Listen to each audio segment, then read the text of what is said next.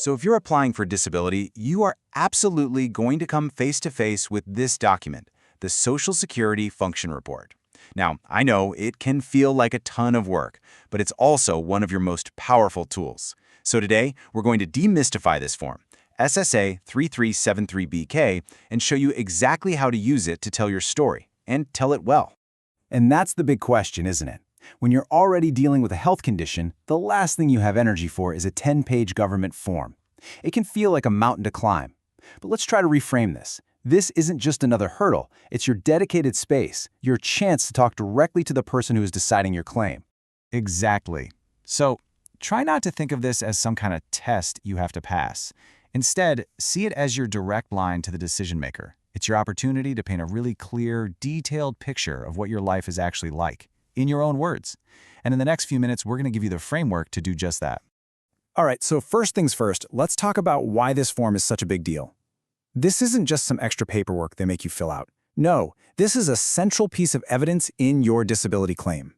Its whole purpose is to document how your condition affects your ability to function day in and day out. And hey, don't just take my word for it. The form says so itself. This sentence right there on the very first page makes the stakes crystal clear. The information you provide will be used to make the decision. That means every single answer you give, it carries real weight. You've got to remember, the person reviewing your file, they've never met you. They don't know you. All they have to go on is what's on the paper in front of them. Your goal here is to use this form to create a consistent, honest picture of your life, connecting the dots from your medical diagnosis to your real-world limitations. Okay, so now let's dive into the questions themselves. At first glance, they might seem kind of random. You know, asking about your hobbies or what you do when you go shopping. But trust me, there's a clear logic behind every single one. Each question is designed to get specific information about your abilities in a way your medical records just can't. Look, to put it simply, the SSA is trying to understand the gap between what you used to be able to do and what you can do now. It's not really about your diagnosis on a piece of paper. It's about the very real functional impact that diagnosis has on your life. This slide? This is basically the secret decoder ring for the whole form. When they ask you about your hobbies, what they're really asking about is your ability to concentrate and follow instructions. When they ask about shopping, it's not just about groceries. They're trying to assess your memory and decision-making skills. It shows you perfectly how these everyday life questions are really just stand-ins for the abilities you'd need in any job. Now, a huge chunk of this form, Section C, is all about understanding one thing. What does an average day in your life actually look like? This is where you get to move beyond the checklists and really let your story come to life. Okay, listen up, because this one right here might just be the most important question on the entire form. It's an open-ended invitation to walk the reviewer through a typical day, and the key here is to be specific. So don't just say, I watch TV. No, say something like, I try to watch TV, but because of my pain, I can only focus for about 10 minutes before I have to get up and lie down. See? That little detail makes all the difference in the world. Question 10 is another really powerful storytelling tool. It's asking you to create a before and after snapshot of your life. And this comparison creates a really vivid picture of the impact your condition has had. Be concrete. You know, before my injury, I used to coach my son's soccer team every Saturday. Now I can't even stand on the sidelines for more than 15 minutes without severe pain. That's powerful. The form then breaks down daily life into these specific categories, from personal care to housework. The key is just to be thorough. For example, under preparing meals, don't just say you can do it.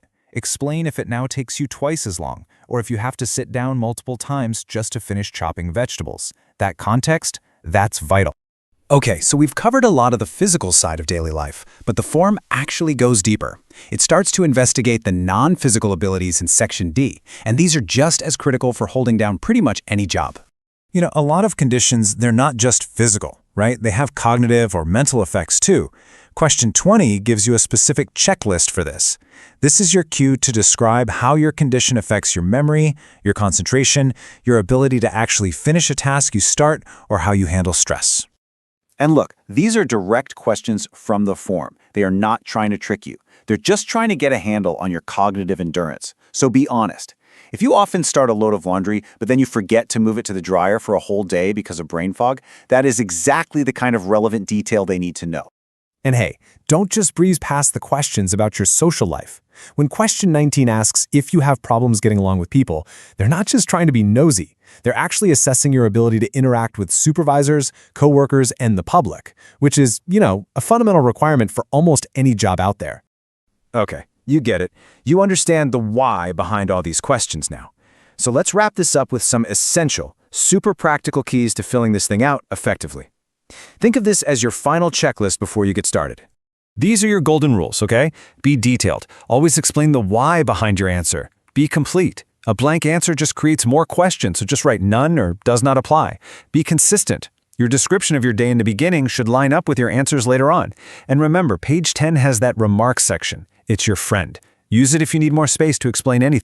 And finally, just a few critical things to avoid. First, be honest. Don't exaggerate, but please don't downplay your struggles either. Second, this is your story, not your doctor's. The SSA needs to hear this from you. And third, a simple mistake, like forgetting to sign the form, can cause huge delays. And above all else, remember this. Never ever just say, "I can't." Always explain why you can't. And here's a little interesting tidbit for you. The Social Security Administration itself estimates it will take the average person about 61 minutes to complete this form. So take that as your cue. Set aside at least an hour of quiet, focused time. Don't rush through this. Your story and your claim, they deserve your full attention. So, as we wrap up, let me just leave you with this one question to think about. After everything we've talked about, what is the single most important detail about your life that the SSA absolutely needs to hear? Make sure that detail is in your report and that it's backed up by a clear, consistent, and honest story. You've got the tools now. Go tell your story.